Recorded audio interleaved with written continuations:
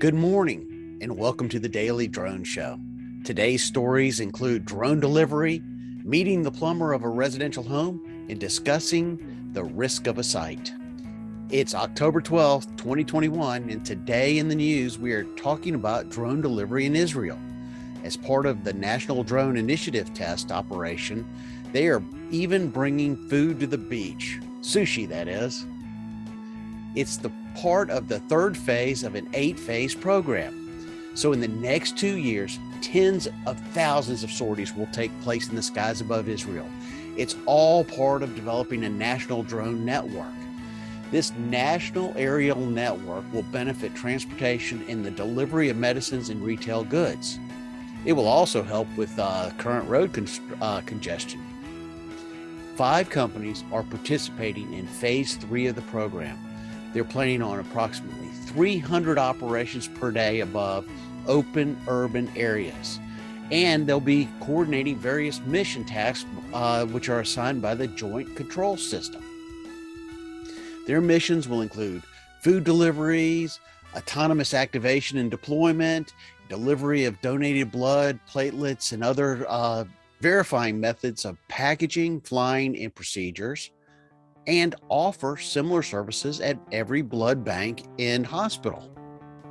Welcome to 500 Flights and Counting. If you love construction and drones, then we got something for you. We filmed the construction of a residential home from both the ground and the air over a 10-month period. So let's see what's happening today. Today is episode 7, The Plumber. Well, the lot had been ready for about a week, and the weekend finally arrived, and the plumber arrived. And he really almost killed the project for me. It was just getting started. I walked over to him. I introduced myself. I told him what I wanted to do. And then he goes, "Why?" It hit me like a brick. Why?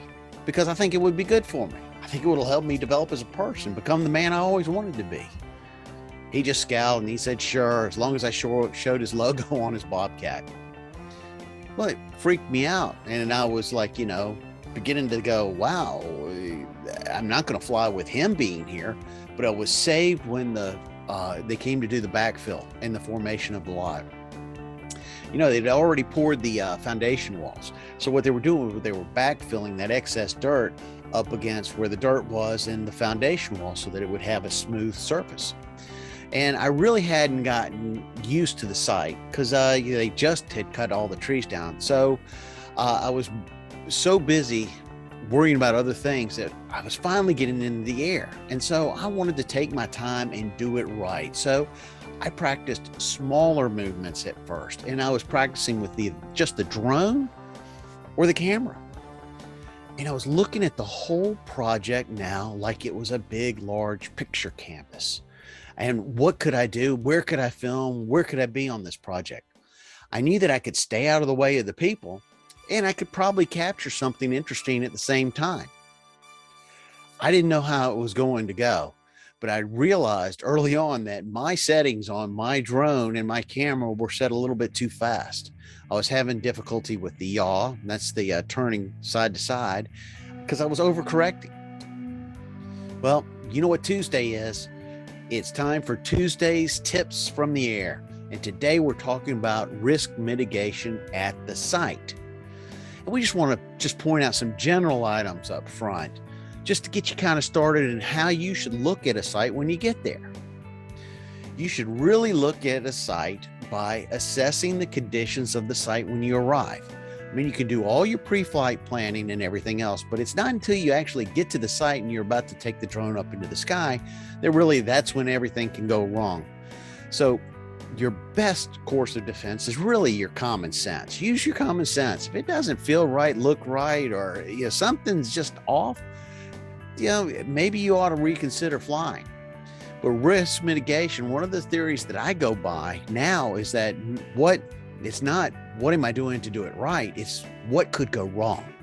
Because when you're addressing what can go wrong, you're looking at more things out on a site that could possibly cause some damage, such as trees or power lines or rain, people, cloud cover, fog.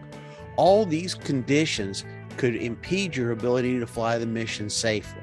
So when you get to the site, one of my biggest suggestions to you right up front is to walk the site.